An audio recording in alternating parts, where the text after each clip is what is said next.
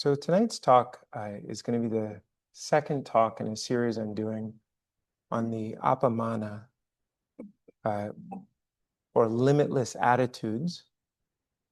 They're often also referred to as the Brahma Viharas, or divine abodes. But I prefer the term Apāmāṇa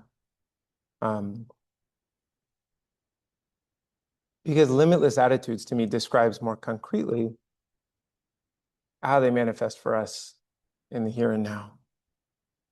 It also happens to be that Apāmāṇa was the Pali term used far more than Brahma Vihara in the texts. And they're limitless attitudes because you can't have too much of them, according to the Buddha. There's no overdoing it with these. And they're attitudes as opposed to feelings because they're relational. They're how the mind relates to something else, to an object. So you can have this attitude actually toward a feeling. You can have this attitude toward a person. You can have this attitude toward yourself. These attitudes, I should say. So it is the way we relate to things. And the Buddha said, you could relate to everything like this, and it would be for your benefit. You're not going to go wrong. Everything can be included in the field that you relate to in these ways.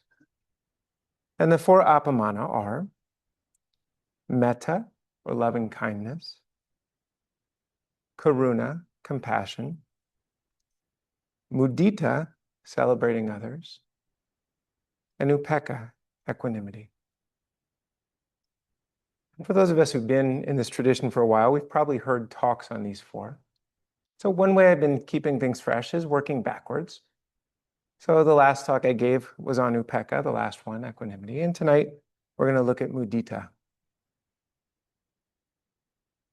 But before I get in on mudita, let me give a quick overview of the four, because there's a way in which they're a cohesive whole.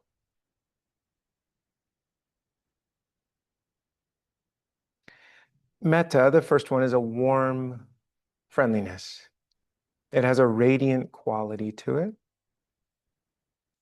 It's that attitude of being happy to see someone or something, right? Just the presence of another being, kind of the mind is gladdened by it.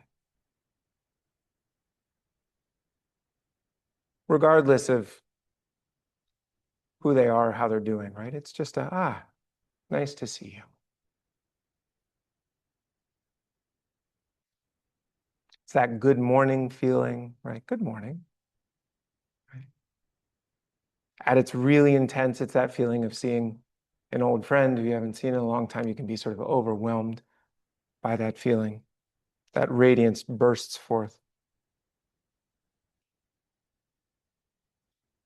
So that's metta. It's just I'm glad you're here. Karuna is compassion. So it's the ability for the mind to recognize pain and the desire to help relieve it.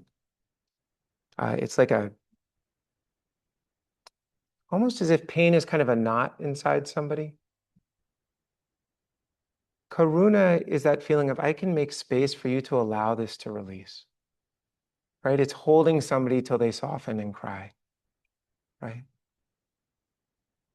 There's an intimacy to it too. Karuna can come with curiosity, like, oh, what's in there? The example I used the last time I gave this talk was, removing a splinter from somebody can have an element of karuna, right? Really looking, oh, where's the pain? Let me help take that out. So it's intimate. It makes space. It helps something release. It's not the same as empathy. Empathy is important. Empathy is feeling what someone feels. And a wonderful teacher who I took a psychology course with many years ago, her name was Alexia Rothman. She used to talk about a clinical dose of empathy. And it's good to feel a little bit of what someone else feels. But karuna is not that. Karuna is this capacity to make space for pain to move through. And it takes a lot less energy than empathy. It doesn't wear you down the way empathy does. Mudita is rejoicing. The last time I talked about it, I called it that high five energy, but it's a little, the more I thought about it, high fiving isn't always mudita. Mudita is a rejoicing. It's an element of joy, but also an element of relaxing, right? It's a relief that others are well.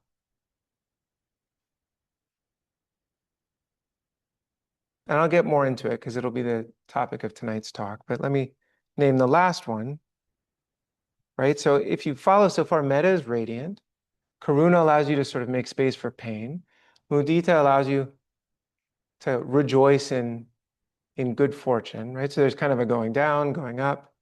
And then equanimity, right, is this ability to really be there for all of it, right? To hold it with curiosity and with presence, but without picking sides or getting involved, right? Just, oh, here it is. I can be with this, right?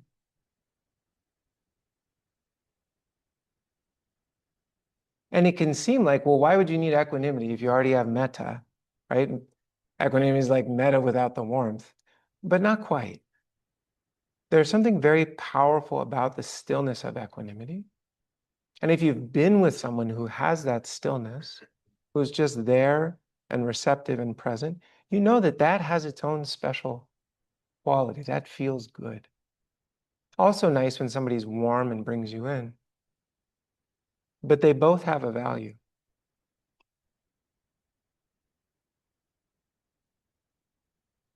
But let's look at mudita a little more closely. I'm going to use the word rejoicing as the English translation. More commonly and popularly, it's sympathetic joy, which I find both cumbersome and slightly inaccurate, as best as I can tell.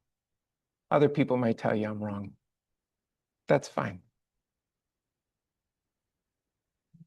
But when I think about mudita, when I think about this feeling in the context of the other Brahma Viharas, they all have a quality of ease, right? These attitudes are inextricably tied to a feeling of softening and opening, right? And so sympathetic joy, like, can call to mind some sort of emotions and attitudes that are a little too tight, right? This is like, oh, yay, I'm so glad, right? It's a relief. I know that you want to be happy and safe and taken care of the same way I do, and thank goodness you got some of that.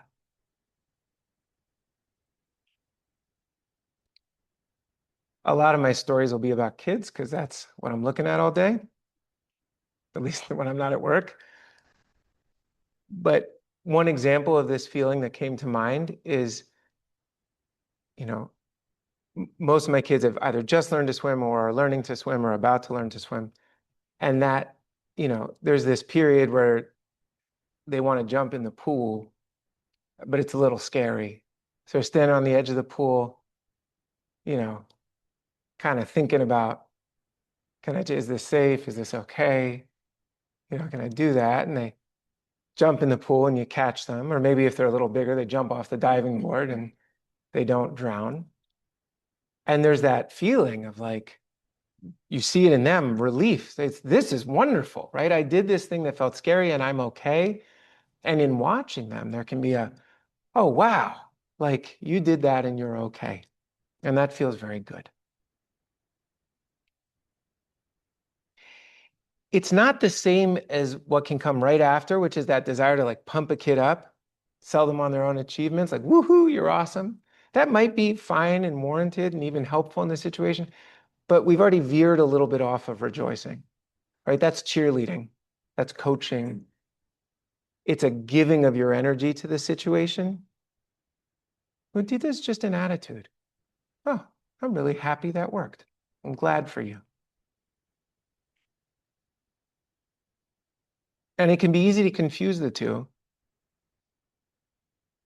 And again, Mudita is a limitless attitude, right? This is how you know they're different. You can't have too much rejoicing for other people, but you can definitely have too much cheerleading, right? And kids, I talk to adults, right, who had, parents who were really heavy cheerleaders. And sometimes people say, I couldn't really trust my parents because they were always cheerleading me, right? It was like so much cheerleading, right? I was like, I'm sure I'm not doing everything that well, right? And also, if you have to do it that much, is there a part of you maybe that thinks I'm not doing it that well, right? Like, what's going on here, right? Mudita is way softer than that. Just, yeah, that's great. I'm glad. And it lets the other person remain the focus of the moment, right? Once you're kind of leaning in to get involved in somebody's celebration, you're inserting yourself into the moment, right? You're entering it. You're becoming part of the story, the main character. Mudita's just there and receptive and like, this is great. I think of my dad actually does a beautiful job when he would attend whatever, sports events or things that I would do. I often couldn't find him. He'd be somewhere in the back. But afterwards, like, I'd see him and he'd just have a nice smile on his. He'd just be happy that that happened. It's a very good feeling.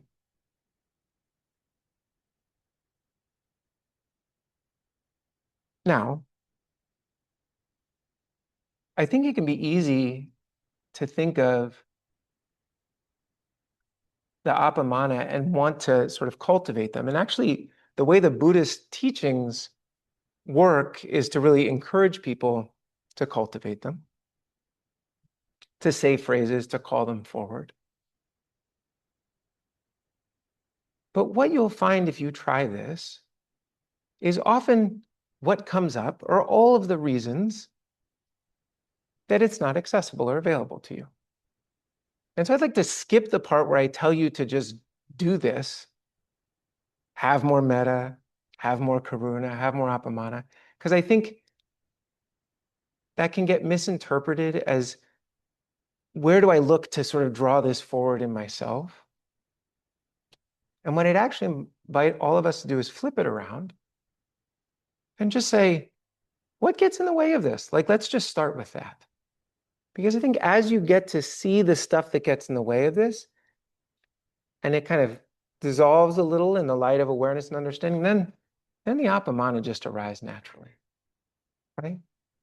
As you become aware, as you become sort of understanding of how the mind works and where it gets stuck, you start loosening things up, these limitless attitudes arise. They suffuse you. So the way I'll invite you to practice and cultivate them is to look at all the ways that they don't happen. And mudita can be very hard to call forward, especially when somebody is celebrating something that we wish we had.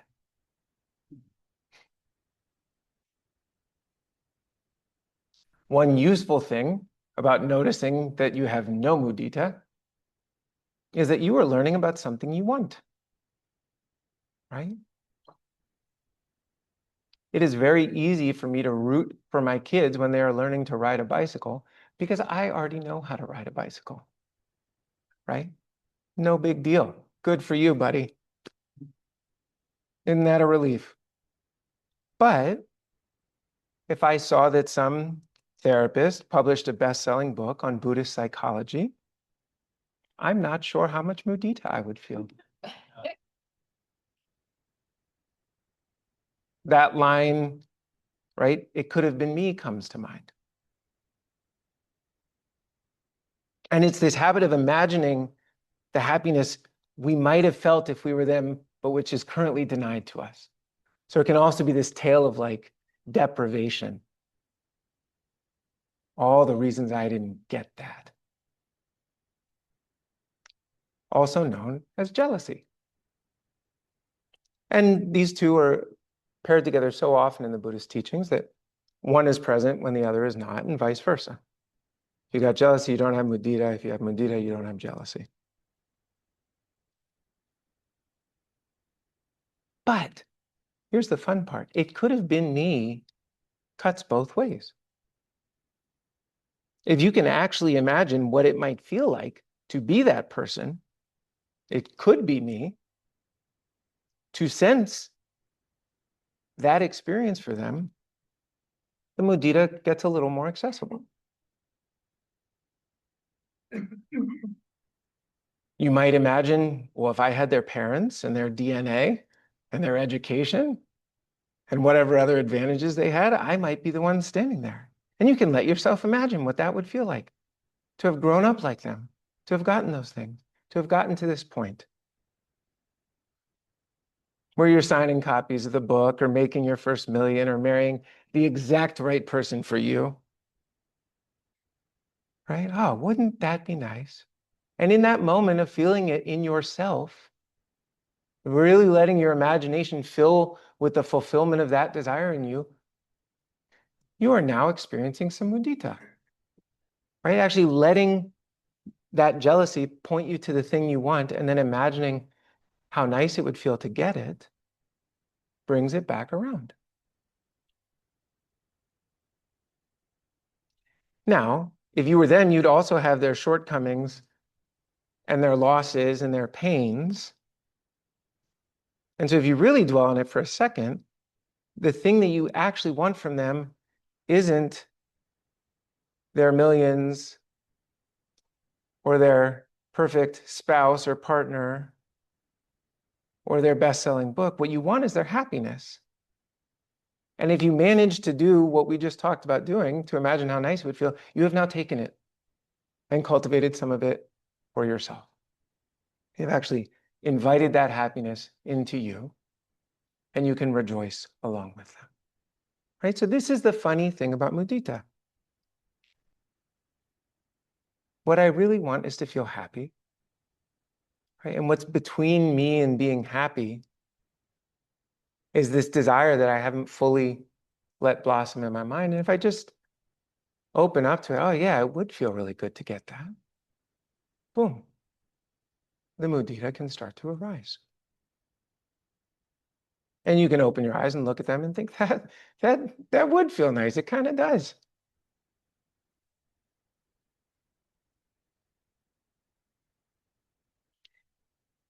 Another insight that helps in this situation is the realization that I kind of touched on, that you can only ever actually be you. So I have a neighbor. I'll start here. I was reading Popular Science last night. I recently signed up for their emails. I remember when it was a magazine as a kid, and now it's sort of a spammy looking email, but it's great. They have good articles and it's fun to read and I like getting them. And I saw the news that the Mars rover had found some evidence that there might have been signs of life on Mars. Not, I think, conclusive evidence, but good, positive evidence. And I thought about this neighbor of mine who was a brilliant scientist who worked on the Mars rover project. And I said, I bet her name's on that article. And I went and found the article. And sure enough, there she was. And it made me so happy to imagine how good it must feel to have been her. And I think part of the reason was because I really tried to do well in chemistry in high school, and I couldn't. I got a C, and that was like with full effort. And it was the first time in my life I realized there are some things that I'm not good at, and that's okay. And it was lovely. I just thought, well, I'm not going to be a doctor, and I'm not going to be a scientist, and goodbye. And so it's actually very easy for me to root for scientists, right? It's just, that wasn't my path, you know? So that insight, that understanding that we all really are only the product of our own experiences and genetics and epigenetics and all of that family history, right? There is no sort of alternate universe where you're someone else. This is it. And as that insight sort of sinks deeper, mudita tends to arise more naturally. But it means noticing that pernicious habit of the mind to imagine that you could have been somebody else.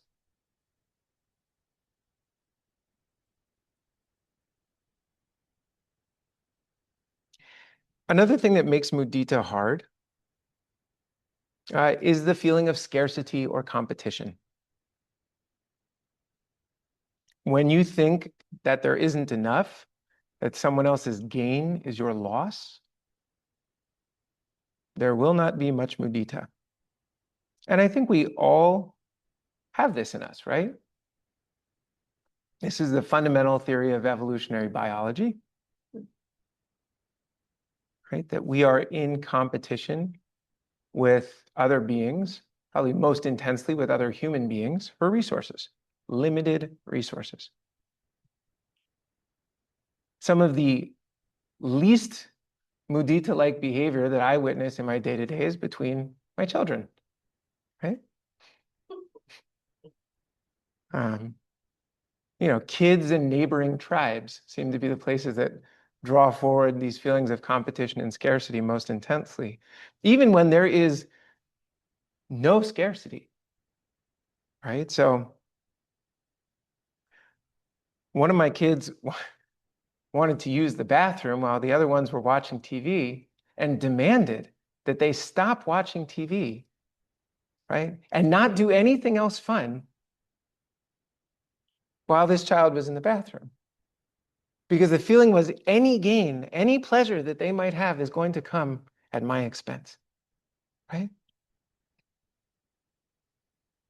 And if you know, one of them got a treat at school, and then the other ones say that's not fair, and I give them a treat after school, and then the one who got the treat at school said, can I have one too? The other ones will say, absolutely not, right? Because as soon as he gets one, I now have less than two, which is way worse than what I had if he didn't get a treat, right? One is good if one is all I imagine I was allowed to have, but one is bad if it is less than two.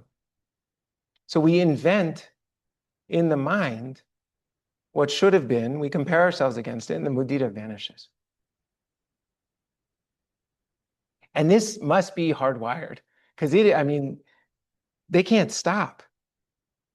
You know, if I tell one of them, nice job on that you did that very well. The other one will either have to say, did I do it well? He didn't do it well, or you suck, right? One of those three things will invariably arise if I praise one of them in front of the other. Like it cannot be okay.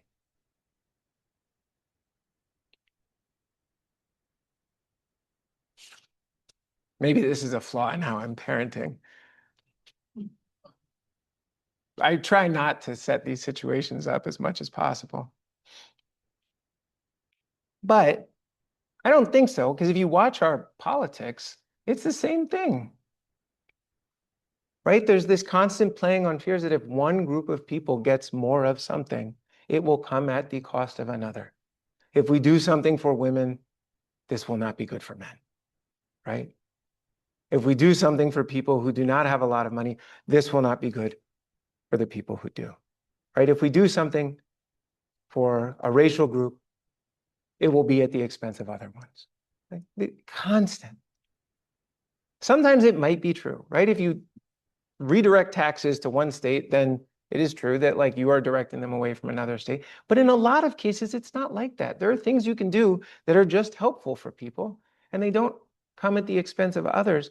But there's something in the body politic that really struggles to accept that. So what do we do when we're acting like children or, you know, angry voters? What I would propose is that the cure for the scarcity mindset, just like I mentioned earlier, is to see how badly you want to be okay. How badly you want to hold on to what you have and maybe get a little bit more. See how badly you want money and security and pleasure. and connectedness and not to be forgotten. You want those things. Those are woven into the fabric of your being. To try to deny it is actually to set yourself up for failure. You really have to open to the intensity of those desires within you. And as you open to those, as you really see in the depth of your being, and this is why we meditate, because it allows you to really see those desires and how deep they run. You start to realize, one, that they're always there. They're kind of operating language. And no matter how much you get, they'll still be there wanting a little more. And that they won't ever be fully fulfilled because you can't hold on to any of this stuff, right? That realization, oh, I'm going to die, right? Oh, the world is going to have periods of economic ups and downs. Oh, our body politic is going to have periods of peace and total turmoil. But you start to sense that these things can't be fulfilled. And then you feel the fear too, how scary that is. That's a hard thing to sit with. That's difficult. And as you make space for these intense desires and these intense fears inside of you, it might start to occur to you that everyone is carrying these. Like we all really badly want to be okay and are terrified of not being okay. Every single person in this room.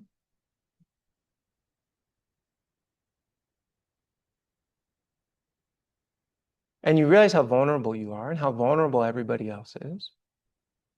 And how much we're almost praying on a daily basis to be okay, right? To figure out,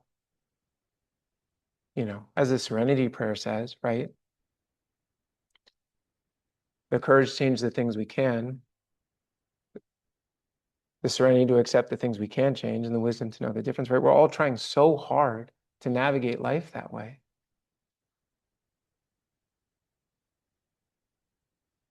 And when you realize that everybody is caught right there in this almost impossible, difficult, painful place that is so vulnerable, it feels really good when you see somebody get a little bit of relief from that.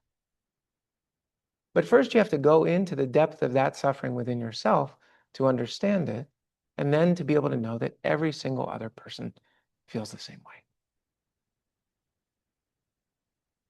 And then you can really rejoice when other people's prayers are answered. So I'll stop there.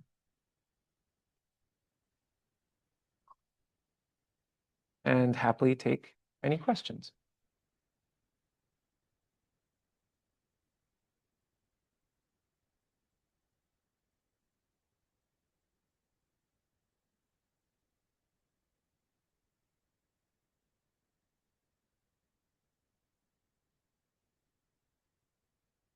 One's new, the purpose of the talking stick is for the Zoom. So Oh, yeah. all the people online. And in the feel left recording. out. Yes. Thank you, Neil. Neil. Hi, thanks, Devin. That was really wonderful. And it brings to mind in this moment. Neil, can I ask you to talk up just a little bit? Oh, yeah. Thank you so much. So it brings to mind in this moment something that's really hard about loving kindness, particularly when doing a loving kindness meditation. When you come to that point where you're asked, or often you come to that point where you're asked to hold someone that you struggle with, or you really dislike, or someone who's really an enemy, right?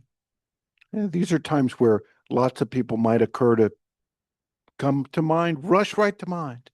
Oh, and your description of needing to recognize, or the way in which mudita can arise more easily when one recognizes how much each person wants to feel safe and secure in their being and at ease. So I just wonder if that suggestion brought to mind also this struggle that I have, and I'm sure others have, with loving kindness, or the way in which we relate to people that we don't like. Right? So I just wonder whether you might want to, whether there's something you want to comment on there about this relationship between these two. Sure. Yeah, happy to, Neil. Thank you. Yeah. Everybody catch that online? Great. So maybe the place I'll start, Neil, is thinking about directing mudita. How would one direct mudita to somebody who one does not particularly like, or who's causing harm? So let's be clear, there's a wisdom component to this. We wouldn't rejoice in cruelty, right? That's not part of this.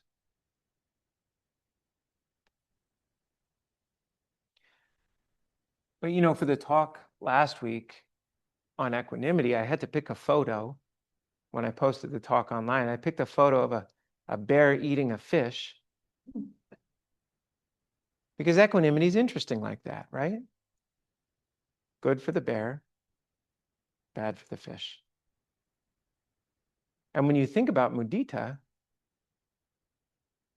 in that context, it raises sort of an interesting question, right? What's arising in me right now?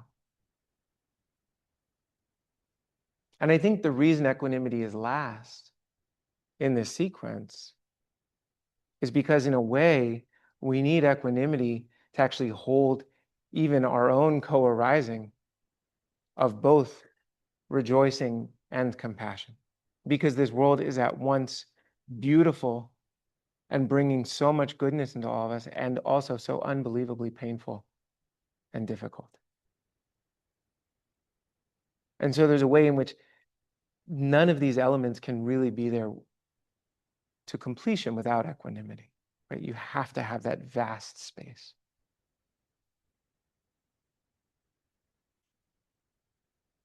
And as you practice, it can become possible to know that someone's greater role in your family or in the political arena or just personally with you is harmful, right? What they do hurts. I don't condone it. I don't support it. And I can still feel how badly they want to be okay. And when I see moments where they get something they really need, not something they want, not something born of their own confusion and delusion, but something they need, I can rejoice. Is that speaking to what you were pointing to, Neil? Yes. Yeah. And there's what I hear there too is some real discernment. Right. About, you know, the undeserved merit or something like that versus a need really being met. A need really being met. Yeah. And every now and then, like the bear and the fish, maybe not every now and then, commonly, needs are met violently. Welcome to the big show, right? Like that's how this thing's built. Mm. And so it's complicated. Yeah.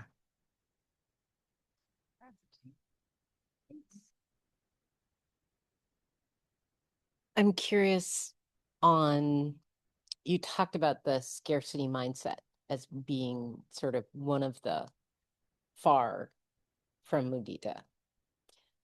But you've talked about mudita as something to be directly experienced.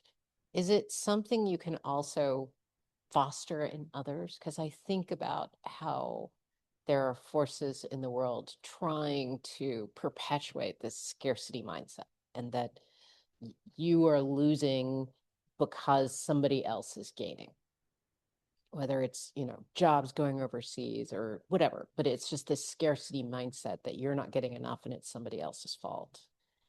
Is mudita something that you can spread, or is it just to be directly experienced? That's a great question, Ramona. And I would say I would put it this way. First, it is to be directly experienced, right? And once you do, if it's arising in you, it will spread, right? You will, the Buddha said, be a lamp unto yourself, right? And the idea was sort of light yourself up, right? And then you can cast a light that others can see by.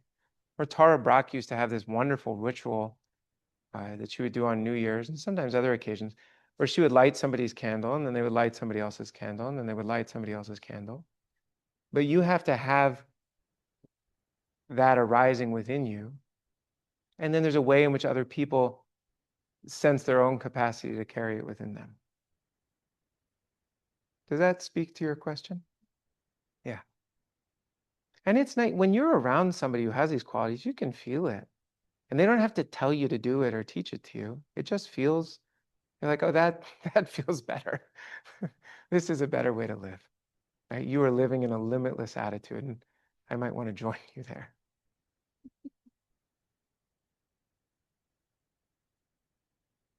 Thanks, Ramona.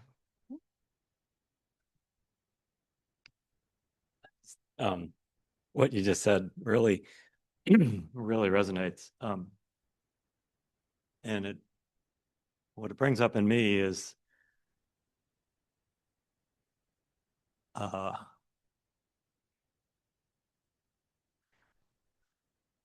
really don't want this to sound like I'm tooting my own horn or something like that, but I feel like it's the whole practice, the learning the Dharma, everything that we do here. For me, it's just as important, the purpose of spreading it all around, as whatever it does for me.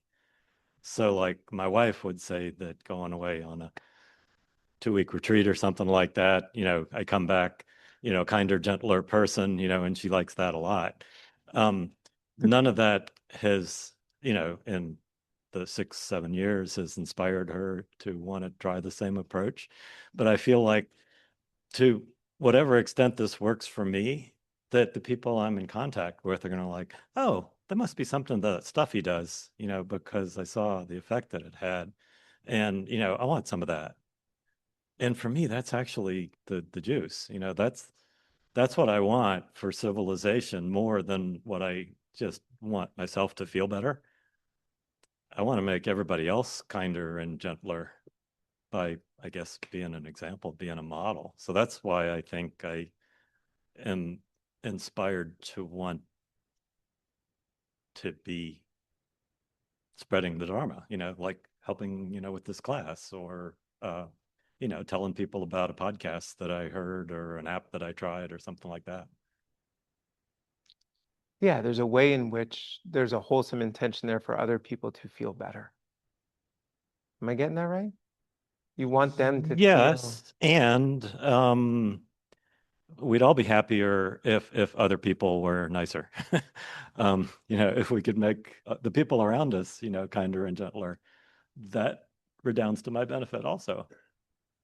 There's a part of you So that this brings wants up to- something yeah. else, if Yeah, you don't please go mind. ahead. Yeah. When you said that scarcity mindset, that we see in siblings and kids, and to me that just feels like a very unexamined attitude. I mean, that's a reflexive thing that's probably, like you said, is hardwired, and the kids just do this without thinking about it.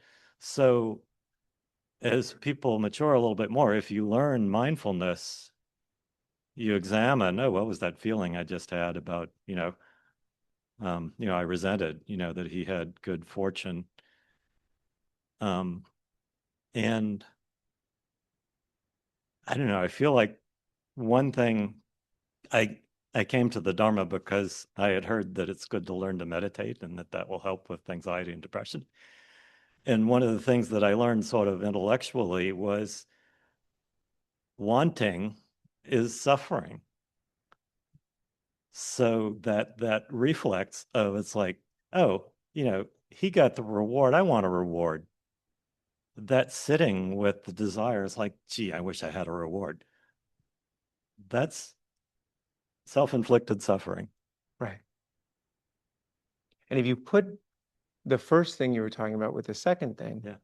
it reveals this sort of interesting edge, right, Neil? Because there's a way in which you can cultivate mudita in yourself, and you can rejoice when it touches others. But actually, that desire that everyone get this contains in it a little bit of its own suffering. Because there's a little bit of a clinging to like this world needs to be other than it is. So it's like there's a really wholesome side of that. Like, I want this and I just want this to flow outward and like, may it touch everybody. But then there's a shadow side, which is like, this has to happen, right? We got to Dharma everybody so that war stops. And right. And that can lead to kind of like a tightening and sort of like a political Dharma that actually blocks all of the very qualities that we're trying to spread. What do you make of that?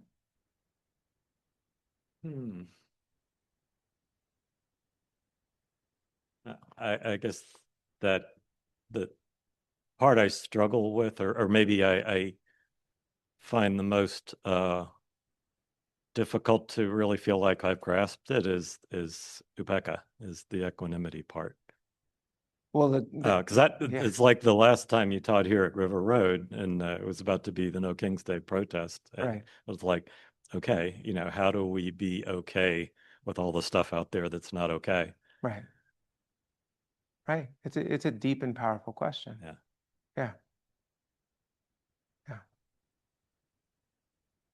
And really the place I go, I mean, one, the good news is equanimity is the last thing that arises in this tradition, right? So, if you're not there yet, no problem, right? Most of us are still on our way, right? I don't have perfect equanimity, but the method is the same, right? If you turn inward, you can see how badly, Neil, you want this world to be at peace, right? How badly you want people to stop hurting each other, right? How badly you want it to be okay. And there's something beautiful in the depth of that desire, right? Just like there's something beautiful in you wanting to eat and have your family be safe and take care of your kids, right? Like all of those desires have their own beauty, and they contain that piece of suffering, right? And so there's a way in which actually this practice invites us to turn inward and to follow that desire all the way down, like how badly I've wanted my whole life to make this world a better place. And as you can kind of grieve the impossibility of that desire, then some of that equanimity starts to arise. Does that make sense? Yeah. Yeah. Thank you, Neil.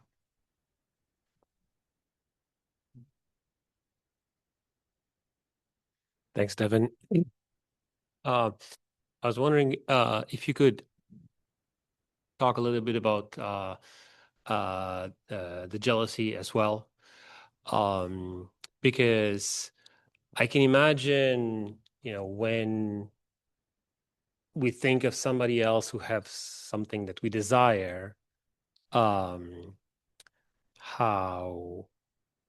jealousy becomes sticky. So, the more we think about it, the more we think about their happiness, the worse it gets, right? So can you speak a little bit about where does jealousy come from? What is it? And what are some skillful ways to work with it? Yeah, thank you. Great question.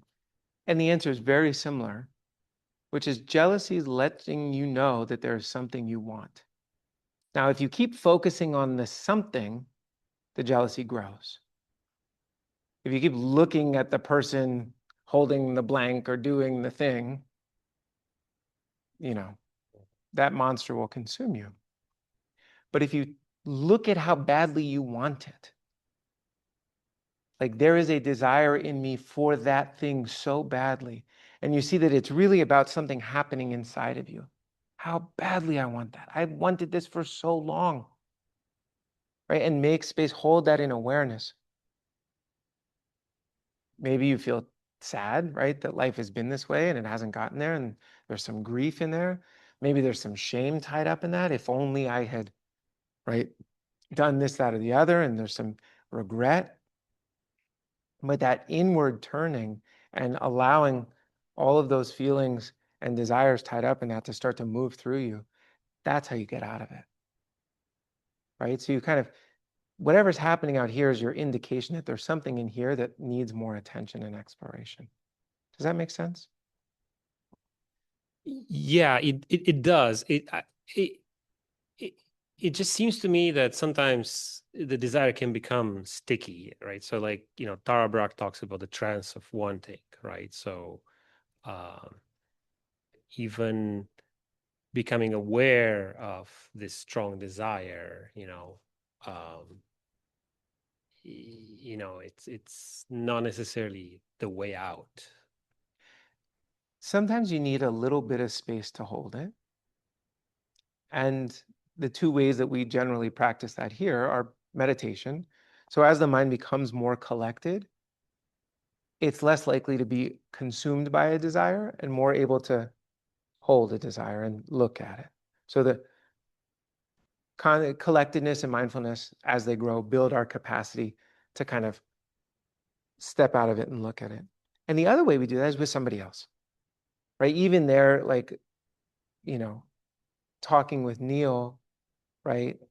And I'd have to ask him after the class whether he actually thought this was helpful or not, right? But there was a way in which I was like, I think I'm seeing a desire that he might not fully see the way I'm seeing. And I was like, let me invite you to take a look at that the way I'm seeing it. So somebody else can really help us sometimes look at the desires that we're not fully conscious are manifesting in our minds. So both meditation and connection. Is that helpful? Yeah, very much. Great. And we have time for one more question. I guess it's sort of just building on that a little bit. So is that introspection and sort of figuring out, where the jealousy is coming from and letting go a bit? Is that a form of self-compassion? It's a form of insight. It's really, and it's like really looking at how badly I want this, looking at how my mind is structured, how long I've wanted this, right? How all of these other things I've done in my life have actually been in service of this thing that I want so badly, like really feeling the fullness of that desire. That's insight. If you soften around it, if you make space for how painful it's been, that's compassion. Ouch. Right? This desire has been kind of tugging at me and torturing me for so many years. Like, ooh, ow, that hurts. I would like to allow, like, compassion makes space, right? So I'm going to make some space for all the pain bound up in there and let it start to move through me as grieving. That's the compassion piece. Does that make sense? Thank you. Thank you. So we'll stop there. Let me take off the recording.